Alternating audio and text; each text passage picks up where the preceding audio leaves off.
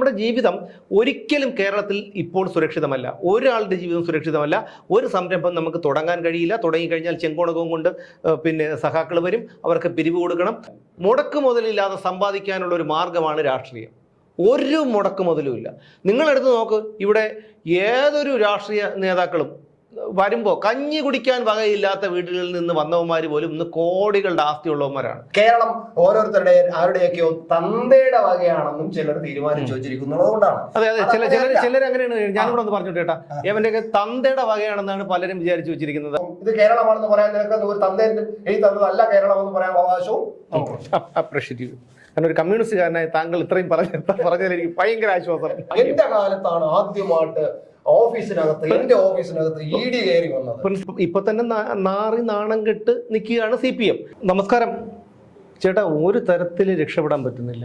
ഞാൻ വിചാരിച്ചു ഈ സിദ്ധാർത്ഥിന്റെ മരണവും അതുപോലെ കറുപ്പ് വിവാദവും ഷാജിയുടെ ആത്മഹത്യയൊക്കെ വന്നപ്പോഴത്തേക്ക് ഇതൊന്ന് മുങ്ങിപ്പോയെന്ന്. ഇന്നിപ്പോ അറിയുന്നു ED വരും എന്നുള്ളതാണ്. എന്ത് ചെയ്യാനാണിത്? ഇങ്ങനെ പോയ ഞാനും മോള് എവിടെ പോകുന്നു പറഞ്ഞതാ.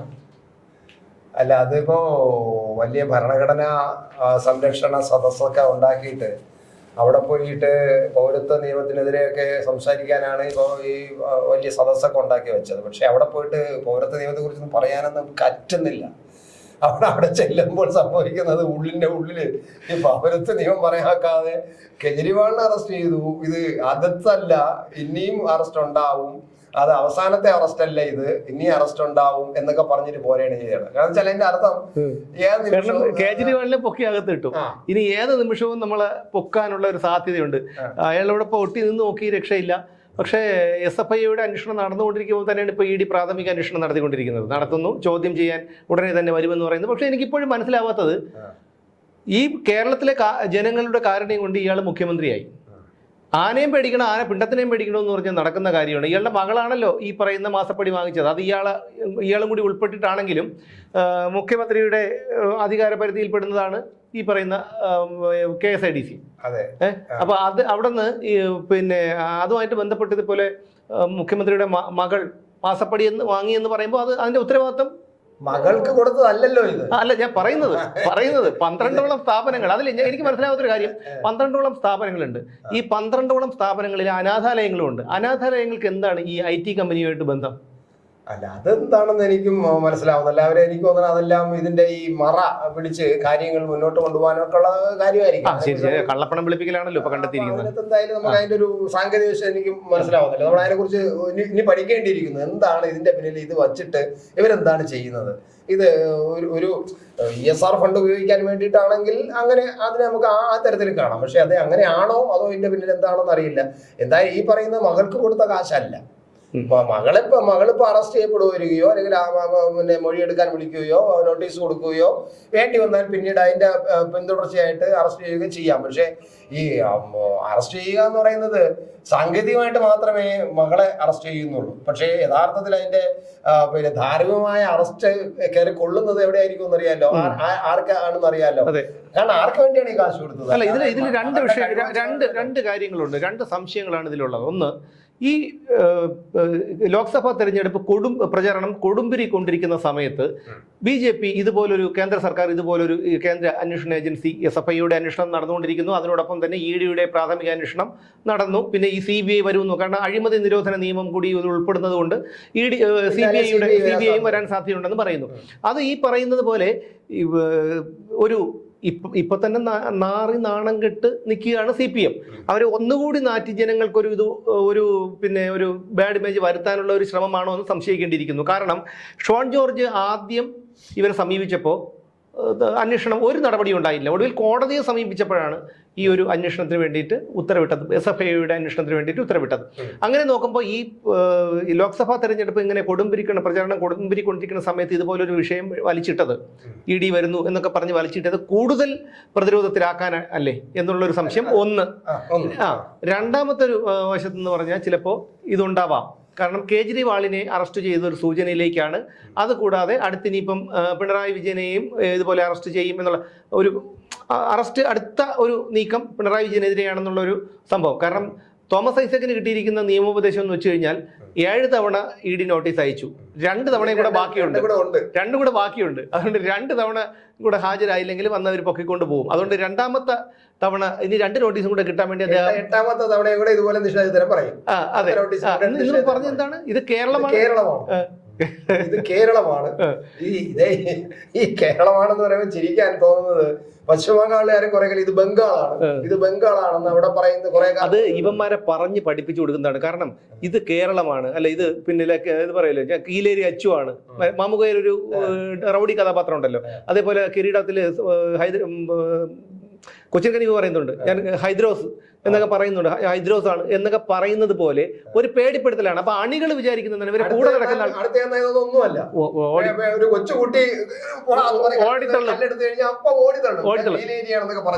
ഓടിത്തള്ളും. അപ്പൊ അതുപോലെയാണ് ഇവരുടെ കാര്യം. കാരണം ഈ കൂടെ നിൽക്കാനുള്ള ആൾക്കാരെ കൂടെ കുറെ മണ്ടന്മാരെ കൂടെ നിർത്തണമെങ്കിൽ ഞാൻ ഹൈദ്രോസ് ആണ്, ഞാൻ ഒരു വലിയ സംഭവമാണെന്ന് ഇവരെ ബോധ്യപ്പെടുത്തണം.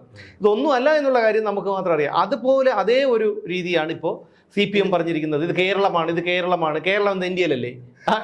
അല്ല, കേരളമാണെന്ന് പറയാൻ കേരളം പാർട്ടി ഗ്രാമമാണോ? അവിടെയാണ് പ്രശ്നം. അത് ഈ കേരളം ഇന്ത്യയിലല്ലേ എന്നുള്ള ചോദ്യമാണ് ഏറ്റവും ഈ മണ്ടശിരോമണികൾക്ക്. കാരണം ഇവരെല്ലാം വിചാരിച്ചു കേരളം ഇന്ത്യയിലല്ല എന്നാണ്.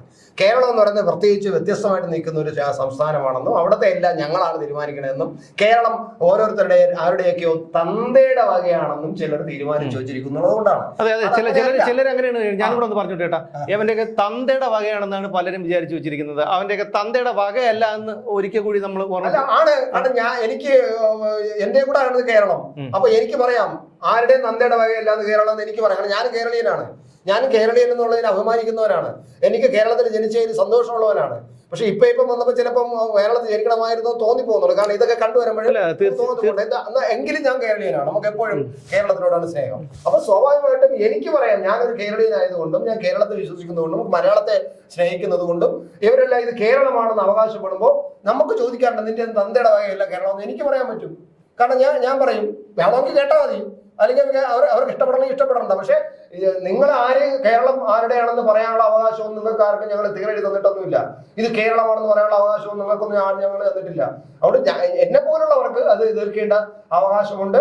ആ അവകാശം നിനക്കൊക്കെ കേരളമാണ്, ഇത് കേരളമാണെന്ന് പറയാനുള്ള അവകാശം ഉള്ളതിനെ പോലെ തന്നെ നിന്നെയൊക്കെ എതിർക്കാനുള്ള അവകാശവും ഇത് കേരളമാണെന്ന് പറയാൻ നിനക്ക് ഒരു തന്തേന്റെ എഴുതി തന്നതല്ല കേരളം എന്ന് പറയാനുള്ള അവകാശവും നമുക്ക്. കാരണം ഒരു കമ്മ്യൂണിസ്റ്റുകാരനായ താങ്കൾ ഇത്രയും പറഞ്ഞതിൽ എനിക്ക് ഭയങ്കര ആശ്വാസം. അല്ല, ഈ പറയുമ്പോൾ ഈ പറഞ്ഞ മറ്റൊരു കാര്യം കൂടി ഉണ്ട്. എന്താ പറയുക, കേരളത്തിൽ ജീവിക്കാൻ, സത്യം പറഞ്ഞാൽ കേരളത്തിൽ ജീവിക്കാൻ ഇപ്പം ഭയം തോന്നുകയാണ്. കാരണം ഏതെല്ലാം രീതിയിലാണ്. കഴിഞ്ഞ 2 ദിവസം മുമ്പ് ഒരു വീഡിയോ കണ്ടിരുന്നു. കൊല്ലത്ത് ഒരു കാർ പാർക്കിംഗുമായിട്ട് ബന്ധപ്പെട്ട് ഉണ്ടായ ഒരു സംഭവമാണ്. ഒരു കടയുടെ മുമ്പിൽ ഒരു കാർ പാർക്ക് ചെയ്യുന്നു. ആ കടയുടെ ഉടമസ്ഥനും ഈ ഡ്രൈവറുമായിട്ട് വാക്ക് തർക്കമാകുന്നു.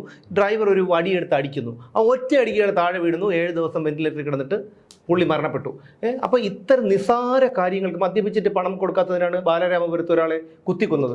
അങ്ങനെ നിരവധി കാരണം നമ്മൾ അന്യ സംസ്ഥാനങ്ങളിൽ, ഇപ്പോൾ തമിഴ്നാട്ടിലെയോ കർണാടകത്തിലെയോ മറ്റ് സംസ്ഥാനങ്ങളിലെയോ ഒക്കെ കാര്യം എടുത്ത് നോക്കിക്കഴിഞ്ഞാൽ നമുക്കറിയാം ക്രൈം റെക്കോർഡ്സിൽ ഒരുപാട് കൂടുതലാണ് നമ്മുടെ കേരളം. കേട്ടുകേൾവിയില്ലാത്ത ആൾക്കൂട്ട കൊലകൾ, ക്രൂര കൃത്യങ്ങൾ, കൊലപാതകങ്ങൾ പണ്ട് നടന്നിട്ടുണ്ട്. കത്തിക്കുത്തും ഒക്കെ നടന്നിട്ടുണ്ട് അപൂർവമായിട്ട്. ഇന്ന് കത്തിക്കുത്തൊന്നും ഒന്നുമല്ല, കഴുത്തറുത്ത് കൊല്ലുന്നു. എങ്ങനെയൊക്കെ മനുഷ്യനെ പീഡിപ്പിച്ച് കൊലപ്പെടുത്താൻ പറ്റുന്നു എന്നൊരു 20-22 വയസ്സായ ഒരു ഈ സിദ്ധാർത്ഥൻ എന്ന് പറഞ്ഞ ഒരു പയ്യനെ കൊലപ്പെടുത്തി നമ്മൾ കണ്ടതാണ്. അപ്പോൾ മറ്റുള്ളവരുടെ കാര്യം നമുക്കൊന്ന് ചിന്തിക്കാവുന്നതേ ഉള്ളൂ. അപ്പോൾ നമ്മുടെ ജീവിതം ഒരിക്കലും കേരളത്തിൽ ഇപ്പോൾ സുരക്ഷിതമല്ല. ഒരാളുടെ ജീവിതം സുരക്ഷിതമല്ല. ഒരു സംരംഭം നമുക്ക് തുടങ്ങാൻ കഴിയില്ല. തുടങ്ങിക്കഴിഞ്ഞാൽ ചെങ്കോണകവും കൊണ്ട് പിന്നെ സഖാക്കൾ വരും, അവർക്ക് പിരിവ് കൊടുക്കണം. മറ്റുള്ള പാർട്ടിക്കാരെ, മറ്റു രാഷ്ട്രീയക്കാരെ നമുക്ക് എങ്ങനെയും പറഞ്ഞ് മനസ്സിലാക്കാം. ഇപ്പോൾ BJP-കാരാകട്ടെ അല്ലെങ്കിൽ കോൺഗ്രസ്സുകാരാകട്ടെ, അവരൊന്നും ശല്യത്തിന് പോകുന്നവരല്ല. അവരോട് പിരിവിന് വന്നാൽ പോലും നമ്മൾ ഇത്രയേ ഉള്ളൂ എന്ന് മാന്യമായി പറഞ്ഞാൽ അവരത് കേട്ട് വാങ്ങിക്കൊണ്ട് പോകുന്നവരാണ്. മാത്രമല്ല, ഒരു സംരംഭം തുടങ്ങുമ്പോഴൊന്നും ഇവരാരും വന്നിട്ട് അനാവശ്യമായി ഇടപെടാറില്ല. മറ്റേന്ന് പറഞ്ഞാൽ നോക്കിയിരിക്കുകയാണ്, ഇങ്ങനെ നോക്കിയിരിക്കും. ഈ മീൻ വെട്ടിനടുത്ത് പൂച്ചയിരിക്കും പോലെ ഇങ്ങനെ നോക്കിയിരിക്കും. ആരെന്ത് ചെയ്യുന്നു, അവൻ എന്തെങ്കിലും ഒരു സംരംഭം ചെയ്യുകയാണെന്നുണ്ടെങ്കിൽ അവൻ താലിമാല പണയം വെച്ചും ഭൂമി പണയം വെച്ചും കടം വാങ്ങിച്ചും ഒക്കെ ആയിരിക്കും ഒരു സംരംഭം ചെയ്യുന്നത്. നോക്കിയിരുന്ന് ഉദ്ഘാടനം കഴിയുന്നതും ഒരു ചെങ്കോണകം. യുവമാർക്ക് ആകെ മുടക്കം ഒരു ഉണക്ക കമ്പും ഒരു ഒരു കീറത്തുണിയും, ചുവന്ന ഒരു കീറത്തുണിയുമാണ് യുവമാർക്ക്. ഇത്രയും ചിലവുള്ളൂ. ഈ പറയുന്ന ഈ ഇളമരം കരീം ആരായിരുന്നു പണ്ട്? ഇളമരം കരീം പണ്ട് ആരായിരുന്നു? ആനത്തലവട്ടം മരിച്ചപ്പോ എത്രയോ പേര് പച്ചയ്ക്ക് തെറി വിളിച്ചു. ഒരാൾ മരണപ്പെടുമ്പോഴത്തേക്കൊന്നും ആരും തെറി വിളിക്കില്ല. എത്രയോ പേര് ഇല്ല ഉണ്ടാവില്ല. സത്യത്തിൽ അത് ഞാൻ ശ്രദ്ധിച്ചതാണ്. കാരണം നമ്മൾ ഏത് നേതാക്കന്മാര് കേരളത്തില് നേതാക്കന്മാര് മരിക്കുമ്പോഴും അവർക്ക് നല്ല അഭിപ്രായങ്ങൾ പറയുന്നതാണ്. പക്ഷെ ആനത്തലവട്ടം മരിച്ചപ്പോ ഇവിടെ സോഷ്യൽ മീഡിയയിൽ വന്ന ഈ പറയും പോലെ കമന്റുകളും ഈ പറയുന്ന തെറിവിളികളും സഹിക്കാൻ വയ്യാതെയായിരുന്നു. ഇത് സ്വാഭാവികമാണ്. കാരണം വേറൊന്നുമില്ല, ഇത് പറയുമ്പോ എനിക്ക് ഇപ്പൊ നടന്ന ഒരു സംഭവം ചൂണ്ടിക്കാണിക്കേണ്ടിയിരിക്കുന്നു. ഇപ്പോ കണ്ണൂരില് പയ്യാമ്പലം എന്നുള്ള CPM-ന്റെ കോട്ടയാണ്, വേണമെങ്കിൽ അവരുടെ പിന്നെ കേന്ദ്രമാണെന്ന് അങ്ങനത്തെ അവരുടെ കേന്ദ്രമുണ്ട്. കാരണം അവിടെ വേറെ ഒന്നും ഒരുത്തരും അവിടെ കയറി ഒന്നും ചെയ്യാൻ പറ്റില്ല. അങ്ങനത്തെ സ്ഥലമാണ് പയ്യാമ്പലം എന്നുള്ള സ്ഥലം. അവിടെ കോടിയേരി ബാലകൃഷ്ണന്റെയും അതുപോലെ CPM നേതാക്കന്മാരുടെയും സ്തൂപങ്ങൾ ഒരുതരം പിന്നെ ദ്രാവകമൊഴിച്ച് ഒരു രാസദ്രാവകമൊഴിച്ച് കേടാക്കി. ഞാനിപ്പോ ഓർമ്മ വരുന്നതേ റഷ്യയില് അത് തന്നെയാണ്. എനിക്ക് ഈ വാർത്ത വായിച്ചപ്പോ, അതിന്റെ തലക്കെട്ട് വായിച്ചപ്പോ തന്നെ എന്റെ മനസ്സിൽ ഓടി വന്നത് സോവിയറ്റ് യൂണിയനിൽ ലെനിന്റെയും സ്റ്റാലിന്റെയും മറ്റുമൊക്കെ പ്രതിമകൾ വലിച്ച് തറയിലിട്ട് ചവിട്ടി തൂറി പെടുത്ത് ചെയ്യുന്ന ഈ വാക്കിനെ ഞാൻ ഉപയോഗിക്കുന്നു. ചേട്ടാ, അതിന് വേറെ കാര്യം, അങ്ങനെയാണെങ്കിലേ ഇയാളെ വെടി തീർന്ന് പ്രതിമ വെക്കാൻ പോലും ആൾക്കാർ സമ്മതിക്കില്ലല്ലോ. എവിടെ വെക്കും? കേരളത്തിൽ എവിടെയെങ്കിലും ഇനി പ്രതിമ വെക്കാൻ പറ്റുമോ? ഒരു മുൻ മുഖ്യമന്ത്രി ഈ പ്രതിമ ഇനി കേരളത്തിൽ എവിടെയെങ്കിലും? അല്ല, വേറൊരു കാര്യമുണ്ട്. ഈ നായനാരെയോ അച്യുതാനന്ദനെയോ കരുണാകരനെയോ ഒക്കെ ആണെങ്കിൽ നമ്മൾ ഒന്ന് കണ്ട് അവരെ ഒരു നല്ല കാര്യം അവർ ചെയ്തല്ലോ എന്തെങ്കിലും. അല്ലെങ്കിൽ നായനാരുടെ ഇപ്പോൾ നമുക്ക് പെട്ടെന്ന് ഓർമ്മ വരുന്നത് ആ ഒരു പണ്ടത്തെ ഫോണിൻ പരിപാടിയാണ് ദൂരദർശനിലെ. ലീഡർ അയാൾ എങ്ങനെ ഉള്ളവനെ ആയിക്കോട്ടെ, പക്ഷെ അയാളുടെ ആ ഒരു ചിരിയും സൗമ്യതയും ഒക്കെയാണ്. നായനാരുടെ പിന്നെ സ്തൂപത്തിലും ഇതുപോലെ ദ്രാവകം ഒഴിച്ചു. കാരണം ഈ പ്രതിഷേധം വരുമ്പോ അത് നായനാരുടേതാണോ ചടയന്റെ ആണോ നോട്ടമില്ല. ഇതൊരു കമ്മ്യൂണിസ്റ്റ് നേതാവാണോ എന്ന് നോക്കിയിട്ട്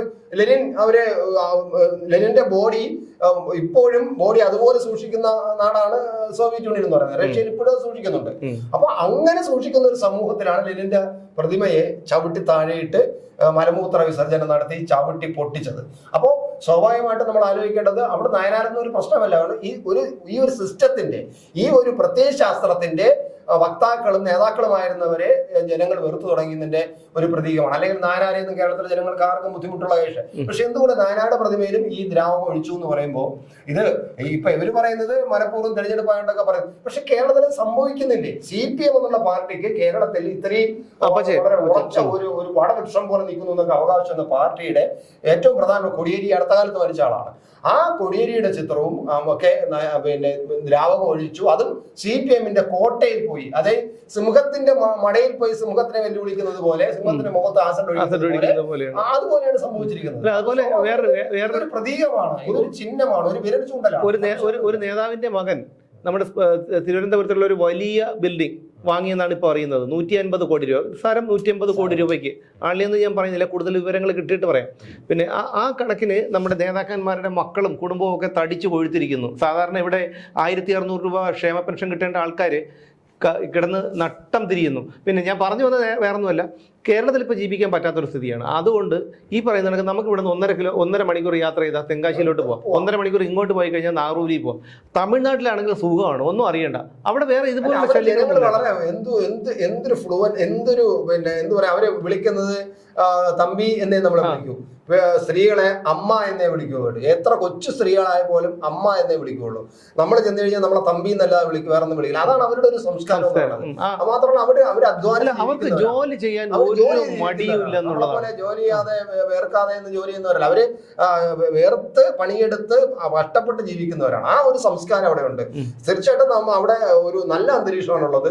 അവിടെ കേരളത്തിലെ കാര്യം, ഈ കേരളം നമ്മൾ എന്തൊക്കെ പറഞ്ഞാലും കേരളീയനാണ്, കേരളത്തിൽ അഭിമാനമുണ്ട്, കേരളത്തെ നമ്മൾ സ്നേഹിക്കുന്നു എന്ന് പറയുമ്പോഴും ഒരു സൈഡിൽ നമുക്ക് ഇപ്പം വന്ന് കേരളം ജീവിക്കാൻ പറ്റാത്ത അവസ്ഥ വന്നിരിക്കുന്നു. നമ്മുടെ ഒരു ജംഗ്ഷൻ പോലും, അല്ലെങ്കിൽ ഒരു സ്ഥലം പോലും, ഒരു സ്കൂളിന്റെ മുന്നിൽ പോലും ഒഴിഞ്ഞ മദ്യക്കുപ്പി കിടക്കുന്ന, സ്കൂൾ ഗേറ്റിന്റെ മുന്നിൽ പോലും പിന്നെ മദ്യക്കുപ്പി കിടക്കുന്ന അവസ്ഥയാണ് നമ്മുടെ കേരളത്തിൽ. ആലോചിച്ച് നോക്കാം. നമ്മൾ ഈ മദ്യത്തിനെ കുറിച്ചും അതൊക്കെ പറയുന്നുണ്ടെങ്കിൽ പോലും ഒരു കുട്ടി സ്കൂളിലേക്ക് നടന്നു പോകണമെങ്കിൽ അവന്റെ കാലിൽ തട്ടും മദ്യക്കുപ്പി, ഒഴിഞ്ഞ മദ്യക്കുപ്പി തട്ടും. അവൻ പന്തടിക്കും പോലെ ഒഴിഞ്ഞ മദ്യക്കുപ്പി കാലുകൊണ്ട് തട്ടി മറിച്ചിട്ടാണ് അവൻ സ്കൂളിലോട്ട് കയറുന്നത്. ഇപ്പൊ പിന്നെ ബസ്സുകളെല്ലാം സ്കൂൾ ബസ് ഉള്ളത് കൊണ്ട് ബസ്സിൽ കൊണ്ടുവന്ന് അകത്ത് ഇറക്കുന്നത് കൊണ്ടാണ് സംഭവിക്കാതെ. പക്ഷെ നടന്നു വരുന്ന കുട്ടികളെല്ലാം ഇത് കണ്ടും അനുഭവിച്ചാണ് പോകുന്നത്. ഇതിന് ആ കുട്ടിക്ക് ഒരു പിന്നെ തോട്ടിലോ ഒരു നീർച്ചാലിലോ ഇറങ്ങി വന്ന് കാല് കഴുകണമെന്ന് വെച്ചാൽ കാണാൻ പറ്റില്ല, അവിടെ കാണും കുപ്പി. അപ്പൊ അങ്ങനെ അല്ല, അത് മാത്രമല്ല, ഇപ്പോ CPM-ലെ മുതിർന്ന ആൾക്കാർക്ക് അണികൾക്ക് ഒരു മാറ്റം വന്നിട്ടുണ്ട്. അവർ മാറ്റി ചിന്തിച്ചു തുടങ്ങിയിരിക്കുന്നു. അവർ കണ്ട കമ്മ്യൂണിസം ഇതല്ല, അവർ പഠിപ്പിച്ച കമ്മ്യൂണിസം ഇതല്ല. അപ്പൊ അവർക്ക് മനസ്സിലായി ഇതെല്ലാം വെറും പൊളിയാണെന്നും കള്ളമാണെന്നും ഈ പിണറായി വിജയനെ പോലെയുള്ള കാട്ടുകള്ളന്മാർക്ക് സമ്പാദിച്ചു കൂട്ടാനുള്ളതാണെന്നും ഒക്കെ അവർക്ക് മനസ്സിലായതുകൊണ്ട് ഇപ്പൊ അവരാരും ഇതിൽ അങ്ങനെ പാർട്ടിയോട് വലിയ കൂറൊന്നും പുലർത്തുന്നില്ല. ഇപ്പൊ അതുകൊണ്ടാണ് ഈ പറയുന്ന SFI തലങ്ങളിൽ നിന്ന് ഗുണ്ടകളെ വളർത്തിയെടുത്തുകൊണ്ട് വരുന്നത്. SFI ഗുണ്ടകൾ DYFI-കാരാവും. ഇന്നലെ തന്നെ നമ്മുടെ കൊല്ലം സ്ഥാനാർത്ഥി NDA സ്ഥാനാർത്ഥി കൃഷ്ണകുമാറിനെ അവിടെ കയറാൻ സമ്മതിച്ചിട്ടില്ല. ആ ഒരു പോളിടെക്നിക്കിൽ സമ്മതിച്ചില്ല. അപ്പൊ അങ്ങനെ അദ്ദേഹത്തിന്റെ പ്രസംഗത്തിൽ കറക്റ്റായിട്ട് അദ്ദേഹം കൃത്യമായി കാര്യങ്ങൾ പറഞ്ഞു. ഇവന്മാരുടെ ഏതെങ്കിലും ഒരു നേതാവായിരുന്നെങ്കിലും വെക്കടാ വെടി അടിയടാവനെ, കാലടിച്ചോടിക്കറ, കൈയടിച്ചോടിക്കറ, തലയെടുക്കറ, അല്ല അതാണ് ചോദിക്കുന്നത്. അവിടെയാണ് നമുക്ക് ചോദ്യം, ഇവന്റെയൊക്കെ തന്തയുടെ വകയാണെന്ന് നമ്മുടെ ചോദ്യം അതാണ്. നമ്മുടെ തന്തയുടെ വകയാണ്. അല്ല, കൃഷ്ണകുമാർ കൃത്യമായിട്ട് പറഞ്ഞു SFI മക്കളെ നിങ്ങൾ വീണ് കിടക്കുമ്പോൾ, പരിക്കേറ്റ് കിടക്കുമ്പോൾ ആരും കാണില്ല. അദ്ദേഹം പറഞ്ഞത് വളരെ ശരിയായിട്ടുള്ളൊരു കാര്യമാണ്. അപ്പം BJP-കാരനെ അതാണ് എനിക്ക് മനസ്സിലാവാത്തത്. ഈ BJP-കാര് RSS യുവന്മാരെ പിടിച്ച് കടിച്ചോ? അല്ല, ഇവിടെ ഈ ഇടത് വലത് ആൾക്കാർ പറയുന്നത് അതാണ്. ഇപ്പം ഞാനിപ്പം ഈ RSS-കാരെന്നോ BJP-കാരെന്നോ പറഞ്ഞാലും എനിക്കൊന്നുമില്ല. കാരണം അങ്ങനെയാണെങ്കിൽ പോലും ഇന്ത്യ മഹാരാജ്യം 2 തവണ ഭരിച്ച് 3ാമത്തെ തവണ ഭരിക്കാൻ പോകുന്ന, 3ാമത്തെ തവണ ആര് വരും നമുക്കൊന്ന് കാണാമല്ലോ, 3ാമത്തെ തവണ ഭരിക്കാൻ പോകുന്ന ഒരു പിന്നെ പാർട്ടിയുടെ പിന്നെ അണിയാണെന്ന് പറയാം. എന്തായാലും ഈ ഒരു കമ്മി പാർട്ടിയുടെ അണി എന്ന് പറയേണ്ടതില്ലല്ലോ. 10-65 വർഷം ഇന്ത്യ ഭരിച്ച് മുടിച്ച ഒരു വലത് പാർട്ടിയുടെ അണി എന്ന് പറയേണ്ട കാര്യമില്ലല്ലോ. പക്ഷേ അങ്ങനെ പറഞ്ഞാലും നമുക്ക് വിരോധമില്ല. പക്ഷേ എന്തിനാണ് ഇവർ ഇത് എതിർക്കുന്നത്? ഇവർക്കറിയാം ഈ അവർ കൊണ്ടുവരുന്ന കുറേ നല്ല കാര്യങ്ങളാണെന്നുള്ള കാര്യം അറിയാം. പക്ഷെ അങ്ങനെ ആണെങ്കിൽ പോലും അത് എതിർക്കാതെ അവർക്ക് ഉറക്കം പറ്റില്ല. എതിർത്ത് വോട്ട് ആണ് വേറൊരു വശം. പക്ഷെ എന്നായിരുന്നാലും ഇങ്ങനെയും ഒരു പിന്നെ സാമൂഹ്യ ദ്രോഹികളുണ്ടോ? അല്ല, അത് ഞാൻ ഇത് പറഞ്ഞപ്പോൾ നമ്മുടെ ഇടയ്ക്ക് നായനാരുടെ ഒരു കഥ പറഞ്ഞപ്പോൾ എനിക്കൊരു ചെറിയ ഓർമ്മ. ഇന്നലെ ഞാൻ ഫോൺ എടുത്തപ്പോൾ ഒരു വീഡിയോ കണ്ട്, ഒരു സോഷ്യൽ മീഡിയയിൽ വന്ന വീഡിയോ ആണ്.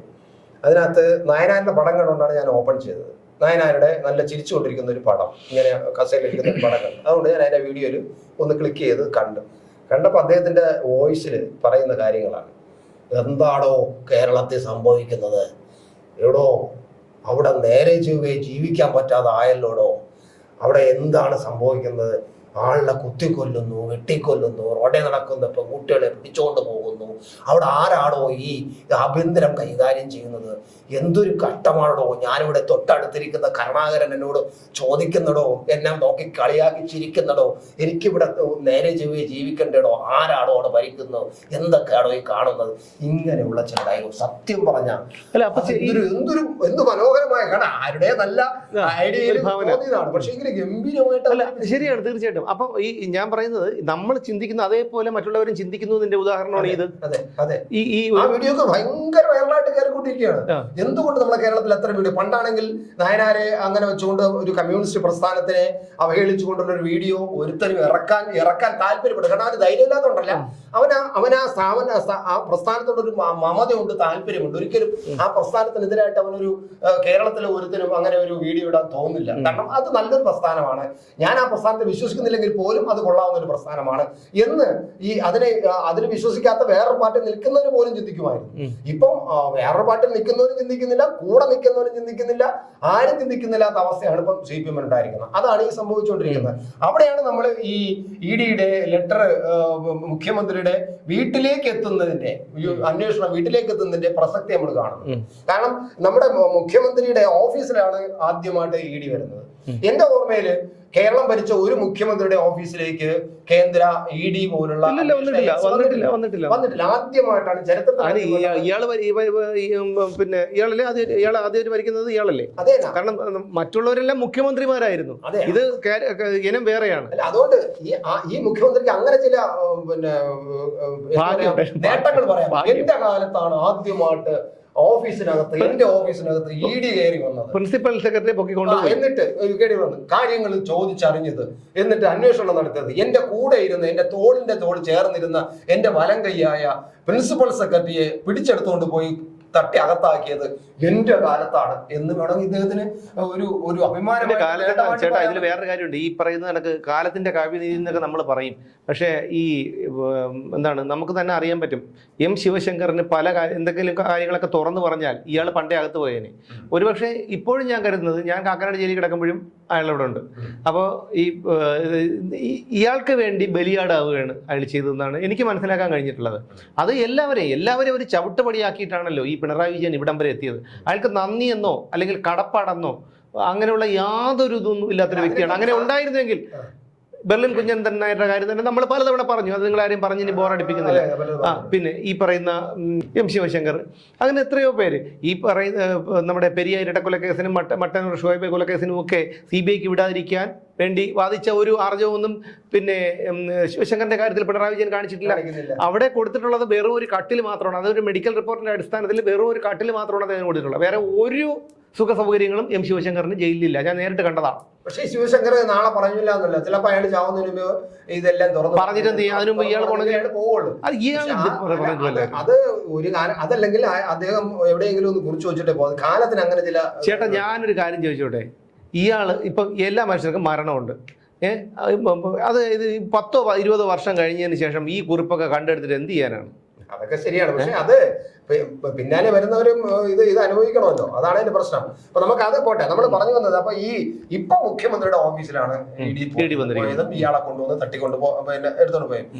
ഇപ്പൊ മുഖ്യമന്ത്രിയുടെ ഓഫീസും കടന്ന് ഇഡി ഔദ്യോഗിക വസതിയിലേക്ക് വീട്ടിലെത്തിയിരിക്കുകയാണ്. വീട്ടിലെത്തിയപ്പോൾ ഓഫീസിൽ വന്നപ്പോ കൂടെ ഇരുന്ന വലം കൈയായ മുതോട് ചേർന്ന് ഇരുന്നവനെ തട്ടിയെങ്കിൽ വീട്ടിൽ ചെല്ലുമ്പോൾ ഏറ്റവും ഇഷ്ടപ്പെട്ട സ്വന്തം മകളെയാണ് പോയിക്കൊണ്ടുപോകാൻ പോകുന്നത്. എങ്ങനെ ഉറക്കം? അല്ല, അത് കാണുമ്പോൾ ഒരുപാട് പേരുടെ കണ്ണീരും പ്രാക്കും ഈ പറഞ്ഞ ക്ഷേമപെൻഷൻ കിട്ടാത്ത പാവങ്ങളുണ്ടല്ലോ, ഇത് കിട്ടാൻ വേണ്ടിയിരിക്കുന്നവർ, അതുകൊണ്ട് മരുന്ന് വാങ്ങാൻ വേണ്ടിയിരിക്കുന്നവർ, ഇത് കിട്ടാത്തത് കൊണ്ട് മരുന്നിന് മുടക്കം വന്നവർ, ചികിത്സയ്ക്ക് മുടക്കം വന്നവർ, അങ്ങനെ 10,000-കണക്കിന് ലക്ഷക്കണക്കിന് ആൾക്കാരുണ്ട ഒരു സംസ്ഥാനമാണ് കേരളം. ഇവരുടെയൊക്കെ കണ്ണീരിൻ്റെ വിലയുണ്ടല്ലോ, അത് കൃത്യമായി പിണറായി വിജയന്റെ തലയ്ക്കും ഇത് തന്നെ. ഇതൊക്കെ ഞാൻ പലതവണ പറഞ്ഞിട്ടുള്ള കാര്യമാണ്. അതുകൊണ്ടാണ് അദ്ദേഹത്തിന് ഈ പറയുന്നത് എന്തോ പൗരത്വ സംരക്ഷണ സദസ്സ് ഉണ്ടാക്കിയിട്ട് അവിടെ പോയി സംസാരിക്കാൻ പോലും പറ്റാതെ കെജ്രിവാളിനെ അറസ്റ്റ് ചെയ്തു. അയ്യോ, ഇത് ആദ്യത്തെ അറസ്റ്റ് അല്ല, ഇനി അറസ്റ്റ് ഉണ്ടാകും എന്നൊക്കെ അതെ തന്നെ. അപ്പൊ ഇനി അറസ്റ്റ് ഉണ്ടാകും, ഇത് അവസാനത്തെ അറസ്റ്റ് അല്ല എന്നൊക്കെ പറയുമ്പോൾ സ്വാഭാവികമായിട്ടും കൊണ്ടിട്ട് ഞാൻ നേരത്തെ പറഞ്ഞതാണ്. വരേണ്ടി വന്ന കാരണം മകള് വരും, മകളെ അറസ്റ്റ് ചെയ്യുക എന്ന് പറഞ്ഞാൽ അതിന്റെ അർത്ഥം തന്നെ അറസ്റ്റ് ചെയ്ത് തന്നെയാണ്. അത് അങ്ങനെ തന്നെയാണ്. അങ്ങനെ ഇത് നമ്മളൊരു പരിഗണന കൊടുക്കേണ്ട കാര്യമേ ഇല്ലെന്നുള്ളതാണ് ഞാൻ പറയുന്നത്. കാരണം നമ്മൾ വോട്ട് ചെയ്ത് ജയിപ്പിക്കുന്നു, നമ്മുടെ പണം കൊണ്ട് തിന്ന് മുടിച്ച് ഉറങ്ങി വിദേശ രാജ്യത്ത് ദൂർത്തടിച്ച് വിദേശ ചികിത്സ ചെയ്ത് അഴിമതി നടത്തി കോടികളുണ്ടാക്കി സുഖിച്ച് ഹെലികോപ്റ്ററിൽ പറന്ന് കാറിൽ കറങ്ങി, ആഡംബര കാറിൽ കറങ്ങി സുരക്ഷാ ഉദ്യോഗസ്ഥരുടെ വലയത്തിൽ ജീവിക്കുന്നവന് എന്തിനാണ് അധിക നിയമപരിരക്ഷ? സാധാരണക്കാരനില്ലാത്ത എന്ത് നിയമപരീക്ഷയാണ് ഇതുപോലുള്ള പരീക്ഷകൾക്ക് വേണ്ടത്? ഒന്നും പറ. ഈ പറയുന്ന പൊതുപ്രവർത്തകൻ എന്താണ്? ഒന്നുമില്ല, ഒരു മുടക്ക് മുതലുമില്ല. മുടക്ക് മുതലില്ലാതെ സമ്പാദിക്കാനുള്ള ഒരു മാർഗമാണ് രാഷ്ട്രീയം. ഒരു മുടക്ക് മുതലുമില്ല. നിങ്ങളെടുത്ത് നോക്ക്, ഇവിടെ ഏതൊരു രാഷ്ട്രീയ നേതാക്കളും വരുമ്പോൾ കഞ്ഞി കുടിക്കാൻ വകയില്ലാത്ത വീടുകളിൽ നിന്ന് വന്നവന്മാർ പോലും ഇന്ന് കോടികളുടെ ആസ്തിയുള്ളവന്മാരാണ്. ഇന്നലെ മെനഞ്ഞ ഒരുത്തൻ ഈ വാക്ക് ഉപയോഗിക്കുന്നത് എന്തിനെന്നറിയാമോ? എനിക്ക് ഈ പറഞ്ഞ കണക്ക് ഇങ്ങനെയുള്ളൊരു ഇദ്ദേഹം ശ്രീമാൻ ഒന്നും വിളിക്കാൻ പറ്റൂല. അതുകൊണ്ട് കൊടിക്കുന്നിൽ സുരേഷ് എന്തിരുന്ന് 10-30 കൊല്ലമായിട്ട് കശുവണ്ടി ഫാക്ടറിയിൽ അണ്ടി തല്ലുന്ന ഒരു കിളവി അണ്ടി തല്ലി പഠിപ്പിച്ചു കൊടുക്കുന്നു. എന്ത് പറയാനാണെന്ന് പറ. അത് തിരഞ്ഞെടുപ്പ് വരുമ്പോൾ കാണുന്ന ചില നാടകങ്ങളാണ്. ചില ഒരു അമ്മമ്മേ അവര് 10-30 വർഷമായിട്ട് 10-30 വർഷമായിട്ട് അവര് അണ്ടി തല്ലി ജീവിക്കുന്ന ഒരു സ്ത്രീയുടെ അടുത്ത് എന്നിട്ട് അണ്ടി തല്ലണ എങ്ങനെയെന്ന് കാണിച്ചു കൊടുക്കുന്നു. എന്തൊരു ഒരു വിവരദോഷികളാണ് നോക്കിക്കൊള്ളുന്നത് ഇവരൊക്കെ. ഈ പറയുന്ന ഈ കൊടിക്കുന്നിൽ സുരേഷ് പണ്ട് ചേട്ടൻ ഓർമ്മ ഉണ്ടോ? അത് ഇടയ്ക്കിടയ്ക്ക് വരും. കൊടിക്കുന്നിൽ സുരേഷും അദ്ദേഹത്തിന്റെ അമ്മയും കൂടെ പണ്ട് ഇദ്ദേഹം രാഷ്ട്രീയത്തിൽ വന്ന് KC ഗുണണ്ടായ സമയത്ത് പിന്നെ ഒരു ഓലക്കുടലിന്റെ മുന്നിൽ നിൽക്കുന്ന ഒരു പടം, എനിക്കൊന്ന് ആദ്യത്തെ തെരഞ്ഞെടുപ്പിൽ എന്തോ മത്സരിക്കുന്ന സമയത്ത് പടം. ഇന്ന് കൊടിക്കുന്നിൽ സുരേഷ് ആരാണ്? അങ്ങനെ ഒരു പടം വെച്ചിട്ട് ഇന്ന് ആരാണ് കൊടിക്കുന്നിൽ സുരേഷ് എന്ന് വെച്ച് ആ നിലവാരത്തിൽ നിൽക്കണം എന്ന് പറയുന്നില്ല. പക്ഷേ അവിടെ നിന്ന് ഇവിടം വരെ എത്താനുള്ള വർഷത്തിൽ അദ്ദേഹത്തിന്റെ വരുമാനം എത്രയായിരുന്നു, അതിന് ആനുപാതികമായിട്ടുള്ള സ്വത്ത് സമ്പാദനത്തെ കുറിച്ച് ഞാൻ പറയുന്നുള്ളൂ. പിന്നെ ഉണ്ട് ഇവിടെ തിരുവനന്തപുരത്ത് നഗരത്തിൽ ഒരു പ്രശസ്തമായ ആശുപത്രി. ഈ ആശുപത്രി ഒരു മുൻ മന്ത്രിയുടേതാണെന്ന്, മുൻ ആരോഗ്യമന്ത്രിയുടേതാണ് എല്ലാവർക്കും അറിയാന്നുള്ള ഒരു കാര്യമാണ്. എല്ലാവർക്കും അറിയാന്നുള്ള കാര്യമാണ്. പക്ഷേ ഇത് ആരെടുത്ത് പറയും? ഇതൊക്കെ എവിടെ നിന്നാണ് ഉണ്ടാക്കിയത്? ഇതൊക്കെ ഉണ്ടാക്കിയത് നമ്മളെപ്പോലുള്ളവരെ പിഴിഞ്ഞ്. എന്നിട്ട് എന്താ എനിക്ക് ഏറ്റവും വലിയൊരു ദേഷ്യം എന്തെന്നറിയാമോ, ഇവരെയൊക്കെ കാണുമ്പം ഏതൊരു രാഷ്ട്രീയക്കാരനാവട്ടെ, ഏത് രാഷ്ട്രീയക്കാരൻ, അവന് ഇടതെന്നോ വലതെന്നോ BJP എന്നോ മുസ്ലിം ലീഗെന്നോ ഒന്നുമില്ല, ഏത് രാഷ്ട്രീയക്കാരനെ വേണം ഇങ്ങനെ എണീച്ച ആൾക്കാർ ഇങ്ങനെ വളരെ എന്തിനാണ് ഇങ്ങനെ നിൽക്കുന്നത്? എനിക്ക് മനസ്സിലാവാത്തൊരു കാര്യമാണ്. കാരണം ജനങ്ങളാണ് ഇവന്മാരെ വഷളാക്കുന്നത്. തങ്ങൾ ആരോ ആണ് എന്നുള്ളൊരു തങ്ങളൊരു അതിമാനുഷ്യരാണ്, തങ്ങൾ വിചാരിച്ചാൽ എന്തും കഴിയും, ഞങ്ങളുടെ പിന്നെ കയ്യിലാണ് ഈ ഭൂമി ഇരിക്കുന്നത്, ആ ഒരു ചിന്ത കൂടുതൽ ഇവരിലേക്ക് അടിച്ചേൽപ്പിക്കാൻ മാത്രമേ ഇത്തരം കീഴ്വഴക്കങ്ങൾ ഉപകരിക്കും. കാരണം ഇവരെ മൈൻഡ് ചെയ്യേണ്ട യാതൊരു ആവശ്യമില്ല. നമ്മളൊരു വാക്ക് സാധാരണ ഉപയോഗിക്കാറുണ്ട്, ആരാധനായ മന്ത്രി. ആരാധ്യനായ മന്ത്രി, ആ വാക്ക് പ്രയോഗം തന്നെ, അത് ഏത് മന്ത്രി ആയാലും ശരി, അദ്ദേഹം ജനാധിപത്യ രീതിയിൽ നമ്മൾ വോട്ട് ചെയ്തുകൊണ്ട് നമ്മളെ സേവിക്കാൻ വേണ്ടി വന്ന പിന്നെ ഒരു ജനസേവനാണ്, നമ്മുടെ ഭൃത്യൻ എന്ന് വേണമെങ്കിൽ പറയാവുന്ന ഒരാളാണ് മന്ത്രി. ആ മന്ത്രി വരുമ്പോൾ ആരാധ്യനായ മന്ത്രി എന്നൊക്കെ പറയുമ്പോൾ സത്യം പണ്ട് മുതലേ എനിക്ക് ഉള്ളിൽ ചിരിയാണ് തോന്നുന്നത്. കാരണം ഇതെന്തോന്നാണ് ഈ കാണിക്കുന്നത് എന്നുള്ളത്. അതെന്തുകൊണ്ടാണ് നമ്മുടെ ഒരു അടിമത്ത മനോഭാവമാണ്. പൊളിറ്റിക്സിലായിരുന്നാലും ഏതിനായിരുന്നു നമ്മുടെ ഉള്ളിൽ ഒരു കേരളീയൻ അങ്ങനെ ഒരു കുഴപ്പം, ഈ അടിമത്ത മനോഭാവം അടിക്കുന്നത്. അല്ല, ഞാൻ പറയുന്നത് ഇപ്പൊ ഉമ്മൻചാണ്ടി സാറ് അദ്ദേഹത്തിനെ കാണുമ്പോൾ സ്നേഹം കാണും. അത് മറ്റു കാര്യങ്ങളൊന്നും എനിക്ക് അറിഞ്ഞൂടാ. ഒന്നും അല്ലെങ്കിൽ ജനങ്ങളുടെ അടുത്ത് പെരുമാറാനും നല്ല ഒരു സ്നേഹത്തോടു കൂടി ചിരിക്കാനും കഴിയൂ. ഇവിടെ ചിലവന്മാരെ കണ്ടു കഴിഞ്ഞാൽ നമുക്ക് സ്നേഹം കാണിക്കാം, നേതാക്കന്മാരുടെ സ്നേഹം കാണിക്കാം, പക്ഷെ അടിമത്ത മനോഭാവം കാണിക്കുന്നത് എന്തിനാണ്? അവിടെയാണ് ഞാൻ ഈ പറഞ്ഞ വാക്ക് ആരാധ്യനായ എന്നുള്ളൊരു വാക്ക്. എനിക്ക് മനസ്സിലാവാത്തൊരു കാര്യമാണ് ആരാധ്യനായ നേതാവ്. പിന്നെ ഇയാൾ വരുമ്പോഴത്തേക്കും എന്തോ ഇവരെയൊക്കെ തൊടാനും ഇവരെ കൂടെ നിന്ന് ഫോട്ടോ എടുക്കാനും ഒക്കെ എന്തോ ഒരു തള്ളലാണെന്ന് അറിയാമോ? എന്തൊരു വിവരദോഷികൾ. ഈ മലയാളികളെ പോലെ വിവരദോഷികൾ വേറെ ഉണ്ടെന്ന് എനിക്ക് തോന്നുന്നില്ല കേട്ടോ. കാരണം ഞാൻ പറഞ്ഞു, കേരളത്തിലെ ജനങ്ങളാണ് ഇവന്മാരെ വഷളാക്കുന്നത്. അതിന് ഒരു തർക്കവും ഇല്ലാത്തൊരു കാര്യമാണ്. ഞാൻ പറഞ്ഞല്ലോ, ഇവിടെ ഒരു തിരക്കും കാണില്ല. എന്താണെന്നറിയോ, ഈ മന്ത്രിമാർ പോകുന്നത് കാണണം. ഈ മന്ത്രിമാർ പോകുമ്പോൾ കംപ്ലീറ്റ് റോഡ് മുഴുവൻ മറ്റേ വലിയ ഹോൺ, എസ്കോർട്ട്, പോലീസിന്റെ എസ്കോർട്ട് വണ്ടി ഹോൺ അടിച്ചു പിടിച്ച് മറ്റുള്ളവരെല്ലാം ഒതുങ്ങി മാറിക്കൊടുക്കണം. എവിടെയാണ് പോണത്? ഒരു കാര്യവും കാണൂല. പിന്നെ സ്വകാര്യ ഹോട്ടലിന്റെ ഉദ്ഘാടനത്തിന് എന്ത് കോപ്പിനാവട്ടെ, ജനങ്ങളുടെ കൂടെ ഇവിടെ ഇതിനൊന്നും ഒരു മാറ്റവും വരാൻ പോകുന്നില്ല. കാരണം ഭരിക്കുന്നവൻ എപ്പോഴും രാഷ്ട്രീയക്കാരൻ തന്നെയല്ലോ. ജനാധിപത്യ രാജ്യം ആയതുകൊണ്ട് ഭരിക്കുന്നവൻ രാഷ്ട്രീയക്കാരൻ തന്നെയാണ്. അതിന് BJPക്കും ഒരു മാറ്റമൊന്നും വരാൻ പോകുന്നില്ല. BJP ആയിരുന്നാലും കോൺഗ്രസ് ആയിരുന്നാലും ഏതൊരു രാഷ്ട്രീയ പാർട്ടി ആയിരുന്നാലും ഭരിക്കുന്നവർ അവർക്കറിയാം, ഇന്ന് ഞാൻ നാളെ നീ എന്നാണ്. അപ്പോൾ നാളെ ഈ ഗതി എനിക്ക് വരും എന്ന് അവർക്കറിയാം. അതുകൊണ്ട് അവർക്ക് പിന്നെ യാതൊരു പരിക്കും ഏൽക്കാത്ത തരത്തിലുള്ള നിയമങ്ങളെ അവരുണ്ടാക്കി വെക്കുകയുള്ളൂ. അതുകൊണ്ട് നമ്മളെ പോലുള്ള ഒരു വെറും മണ്ടന്മാരാവും. ഈ പറഞ്ഞതുപോലെ എത്ര യോഗ്യന്മാരായ സ്ഥാനാർത്ഥികളുണ്ട്. ആൾക്കാർ ഇഷ്ടമല്ലെങ്കിൽ നോട്ട അടിച്ചു കൊടുക്കണം. അതാണ് ചെയ്യേണ്ടത്. നമ്മൾ പറഞ്ഞു തുടങ്ങിയത് നമ്മുടെ മറ്റേ EDയുടെ അന്വേഷണം മുഖ്യമന്ത്രിയുടെ മകളുടെ വീട്ടിലേക്ക് പോകും. അത് പണ്ടും ഇത് തന്നെയല്ലേ. അവിടെ തുടങ്ങുന്ന നിൽക്കുന്ന വേറെ സ്ഥലത്തായിരിക്കും. സംബന്ധിച്ചിടത്തോളം വല്ലാത്ത ഒരു പ്രതിസന്ധിയിലാണ്. അതായത് ഇത്തരത്തിലൊരു പ്രതിസന്ധി അനുഭവിക്കുന്ന ഒരു അവസ്ഥയിൽ കൂടി പോകുന്ന ഏക മുഖ്യമന്ത്രി, കേരളത്തിന്റെ ഏക മുഖ്യമന്ത്രി, ആദ്യത്തെ മുഖ്യമന്ത്രി, ഇനി അത് അവസാനത്തെ മുഖ്യമന്ത്രി ആവണേ എന്നാണ് നമ്മൾ ആഗ്രഹം. കാരണം ഇനി ഒരു മുഖ്യമന്ത്രി ഇത്തരത്തിൽ ഒരു അവസ്ഥയിൽ കൂടെ പോകരുത്. കാരണം ഓഫീസിനകത്ത് ED വരുന്നു, മകളുടെ ഔദ്യോഗിക ബസ്സയിൽ ED വരുന്നു, മകളെ പൊക്കിക്കൊണ്ട് പോയിട്ടില്ല, നോട്ടീസ് കൊടുത്തിട്ടില്ല, ഒന്നും ചെയ്തിട്ടില്ല. പക്ഷെ സംഭവിച്ചാൽ അങ്ങനെയൊക്കെ വരുന്നത് ഒരു സത്യം പറഞ്ഞ നാണക്കേട് ഈ മുഖ്യമന്ത്രിക്ക് മാത്രമല്ല, കേരളത്തിലെ ജനത്തിനും കൂടെയാണ് ബുദ്ധിമുട്ട്. അതുകൊണ്ട് അത്തരത്തിലുള്ള അവസ്ഥ കൂടെ പോകണം. പക്ഷെ ഇനി എന്ത് ചെയ്യണമെന്നതിനെ കുറിച്ച് ഇപ്പോൾ ഒരു വ്യക്തതയില്ല. CPM എല്ലാ കാര്യത്തിലും ഞങ്ങൾക്ക് കോടതിയുണ്ട്, ഞങ്ങൾക്ക് അതുണ്ട് ഇതുണ്ടെന്നൊക്കെ പറയുന്ന CPM ഈ വിഷയം വന്നപ്പോൾ ആകെ പമ്പരപ്പലാണ്. മുൻകൂർ ജാമ്യത്തിന് പോണോ, മകളെ കൊണ്ടുപോകാതിരിക്കാൻ, മകളെ പൊക്കാതിരിക്കാൻ മുൻകൂർ ജാമ്യത്തിന് പോണോ?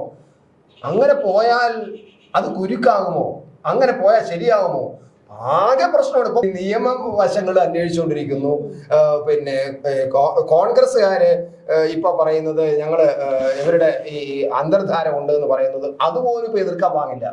എതിർത്ത് കഴിഞ്ഞാൽ ഈ കോൺഗ്രസ് അന്തർധാര ഉണ്ടെന്ന് പറയുമ്പോൾ ഞങ്ങൾക്ക് BJP ആയിട്ട് അന്തർധാരയൊന്നുമില്ല, അവന്മാരാണ് ഞങ്ങളുടെ ഏറ്റവും ശത്രു എന്നാണ് മുമ്പ് പറഞ്ഞുകൊണ്ടിരുന്നത്. ഇപ്പൊ അതും പറയാൻ ഭയമാണ്. കാരണം പറഞ്ഞു കഴിഞ്ഞാൽ അവർ വീണ്ടും പിന്നെ BJPക്ക് വീണ്ടും ദേഷ്യം വരണമെങ്കില, വീണ്ടും കൂടുതൽ നടപടി എടുക്കുന്നെങ്കില, അതാണ് നോക്കുന്നത്. പക്ഷെ ഇവിടെ അല്ല. ഞാൻ വേറൊരു കാര്യം പറയാം. പക്ഷേ ഈ സുമേഷ് ഇടയ്ക്ക് ആദ്യ തുടക്കത്തിൽ പറഞ്ഞതാണ്, അപ്പോൾ ഞാൻ പറയണമെന്ന് വിചാരിച്ചാണ്. ഈ തെരഞ്ഞെടുപ്പ് കാലത്തിൽ BJP എന്നുള്ള പ്രസ്ഥാനം അല്ലെങ്കിൽ ഒരു രാഷ്ട്രീയ പാർട്ടി ഇത്തരത്തിലൊരു നടപടി എടുക്കുമ്പോൾ ഒരുപാട് BJP-കാർ ഉൾപ്പെടെയുള്ളവർ നമ്മളോട് പറയുന്നുണ്ട്, ഇപ്പൊ ഈ ചെയ്യാൻ കൊള്ളാമോ? കെജ്രിവാളിനെ ഈ തെരഞ്ഞെടുപ്പ് നടക്കുമ്പോൾ ഇങ്ങനെ അറസ്റ്റ് ചെയ്യാമോ? ഇപ്പൊ ഈ തെരഞ്ഞെടുപ്പ് നടക്കുമ്പോൾ ഇവിടെ ED വന്നാൽ അത് BJP-ക്ക് ദോഷം ചെയ്യൂലേ എന്നൊക്കെ ചില BJP-കാർ കാണുമ്പോഴൊക്കെ വഴിയിൽ വെച്ച് കാണുമ്പോൾ ചോദിക്കാറുണ്ട്. അപ്പൊ എനിക്ക് പറയാനുള്ളത്, അങ്ങനെ ഒരു ധൈര്യം ഒരു ഭരണം ഭരണത്തിലിരിക്കുന്ന ഒരു പാർട്ടി എടുക്കുന്നുണ്ടെങ്കിൽ, പാർട്ടി അല്ലല്ലോ, ഈ പാർട്ടിക്കകത്ത് ഒരു പങ്കില്ലെന്ന് പറയാനും പറ്റില്ല. പക്ഷേ കേന്ദ്ര ഏജൻസി അവരുടെ രീതി അനുസരിച്ച്, ഞാൻ മുമ്പ് പറഞ്ഞിട്ടുണ്ട്, കേന്ദ്ര ഏജൻസിയാണ്, അവരുടെ രീതി അനുസരിച്ച് പൊയ്ക്കൊണ്ടിരിക്കും. അവർക്കൊരു ചില താളങ്ങളുണ്ട്, ചില ക്രമങ്ങളുണ്ട്, ചില രീതികളുണ്ട്, അതനുസരിച്ച് പൊയ്ക്കൊണ്ടിരിക്കും. അവരത് ചെയ്തുകൊണ്ടിരിക്കും. നിങ്ങൾ എന്തൊക്കെ അന്തർധാര ഉണ്ടെന്നൊക്കെ പറഞ്ഞാലും അതൊന്നും സംഭവിക്കാൻ പോണില്ല. ഞാൻ മുമ്പും പറഞ്ഞിട്ടുണ്ട്, ഇപ്പൊ സംഭവിച്ചുകൊണ്ടിരിക്കുന്നത് അതാണ്. കാരണം കെജ്രിവാളിനെ ഇപ്പൊ അറസ്റ്റ് ചെയ്തില്ലെന്ന് വെച്ചോളൂ, ഞാൻ എന്റെ ഒരു ഉദാഹരണം പറയണം, ഇപ്പൊ അറസ്റ്റ് ചെയ്തിട്ടില്ല. കാരണം ഇലക്ഷൻ നടക്കുകയാണ്, ഡൽഹിയിലെ ജനങ്ങളെല്ലാം എതിരാവും, ഇന്ത്യയിലെ ജനങ്ങളെല്ലാം എതിരാവും. ഈ ഇന്ത്യ എന്ന സഖ്യത്തിന് കുറച്ചും കൂടെ ശക്തി കൂടും. അതുകൊണ്ട് ഇപ്പൊ അറസ്റ്റ് ചെയ്യേണ്ടത് BJP തീരുമാനിച്ചെന്ന് വെച്ചോളൂ.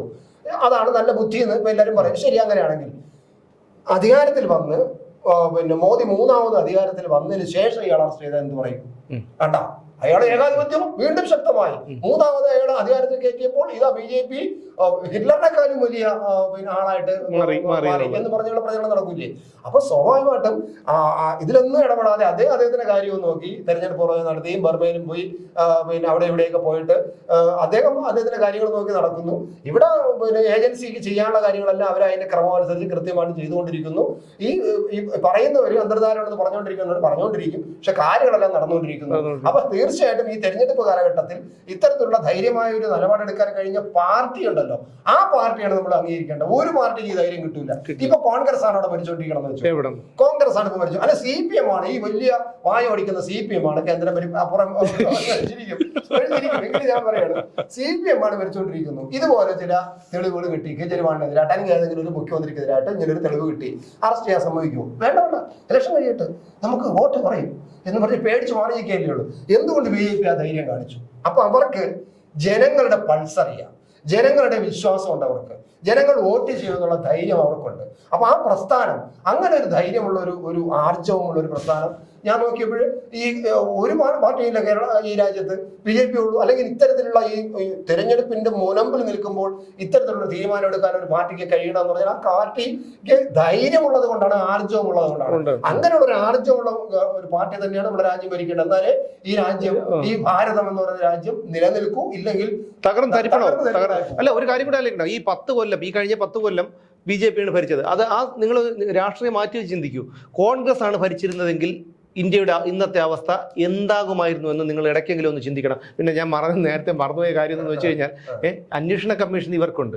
അപ്പൊ ഈ SFIO അന്വേഷണം ഇവർക്കങ്ങ് കൊടുത്താൽ മതിയായിരുന്നു. CPM-ന് അങ്ങനെ കൊടുത്തിരുന്നെങ്കിൽ അവർ തന്നെ ശ്രീമതിയെയോ AK ബാലനെയോ വെച്ച് അന്വേഷണ കമ്മീഷനെ വെച്ച് അന്വേഷണം നടത്തി റിപ്പോർട്ട് കൊടുത്തേ. അപ്പൊ പ്രശ്നം പറ്റില്ലായിരുന്നു. പക്ഷെ ഇപ്പൊ അതെ, തീവ്രതയില്ലാത്ത മാസപ്പടി, തീവ്രതയില്ലാത്തൊരു മാസപ്പടിയാക്കി കേസ് അന്വേഷണം അവസാനിപ്പിച്ചേനെ. അപ്പൊ എന്തായാലും കേരളത്തിലെ ജനങ്ങൾ ഓരോരുത്തരും പ്രാർത്ഥിക്കുകയാണ്, ഇയാൾ എങ്ങനെയെങ്കിലും ഇതൊന്ന് ഒഴിഞ്ഞു പോയാൽ മതി. അത് മാത്രമല്ല, ഉപ്പ് തിന്നവൻ വെള്ളം കുടിക്കണം. ഒരാൾക്ക് മാത്രമായിട്ട് അങ്ങനെ ഒരു നിയമം വേണ്ട. ഒരുപാട് പേരുടെ കണ്ണീരിൽ കുതിർന്ന ഒരു ജീവിതം തന്നെയാണ് പിണറായി വിജയൻ ഇന്ന് ഇവിടെ എത്താൻ കാരണം. അപ്പോൾ ഒരുപാട് തൊഴിലിടങ്ങൾ ഇവർ പൂട്ടിച്ചു. എത്രയോ പേരുടെ കണ്ണീർ, ലക്ഷക്കണക്കിന് ആൾക്കാരുടെ കണ്ണീർ, എത്രയോ പേരെ കൊന്നുതള്ളി. കേരളത്തിലെ രാഷ്ട്രീയ കൊലപാതകങ്ങളുടെ ചരിത്രം എടുത്ത് നോക്കിയാൽ അറിയാൻ, കൊല്ലിച്ചവരും കൊന്നതും എല്ലാവരും CPM-കാരാണ്. അവർ ഓരോ സ്ഥലങ്ങളിലും ഇതേപോലെ പ്രശ്നങ്ങൾ ഉണ്ടായിക്കൊണ്ടിരിക്കണം. അപ്പോൾ അതുകൊണ്ട് എന്തായാലും നമ്മൾ ഈ ചെയ്യുന്ന പാപങ്ങളുടെ ഫലം, കർമ്മഫലം അനുഭവിക്കാതെ നമുക്ക് ഈ ഭൂമി വിട്ടു പോകാൻ പറ്റില്ല. കാരണം പിണറായി വിജയനാണ് അറസ്റ്റ് ആണെങ്കിൽ അയാൾക്ക് വലിയ ഒരു ഇതില്ല, അവിടെ പോയി കിടക്കും. പക്ഷേ മോളാണല്ലോ അയാളുടെ ജീവൻ, മോളാണ് പോയി കിടക്കുന്നതെങ്കിൽ അയാൾ ഉരുകി തീരും. അല്ല, അത് പ്രകൃതിയുടെ ഒരു പറഞ്ഞിട്ടുണ്ടല്ലോ, നമ്മളെന്ത് ക്രൂരത കാണിച്ചാലും നമ്മുടെ മക്കളോ കൊച്ചുമക്കളോ ആയിരിക്കും അത് അനുഭവിക്കുന്നത്. നമ്മളത് കണ്ടുകൊണ്ട്, വയസ്സാം കാലം നമ്മളത് കണ്ടുകൊണ്ട് മനസ്സ് നീറി നമ്മൾ മരിക്കും. അതാണ് സംഭവിക്കുക. അത് പ്രകൃതിയുടെ ഒരു നിയതിയുടെ ഒരു നിയമമാണത്. അത് സംഭവിക്കും. നാളെ ദുഃഖവെള്ളിയായിട്ട് വീണ്ടും കാണാം.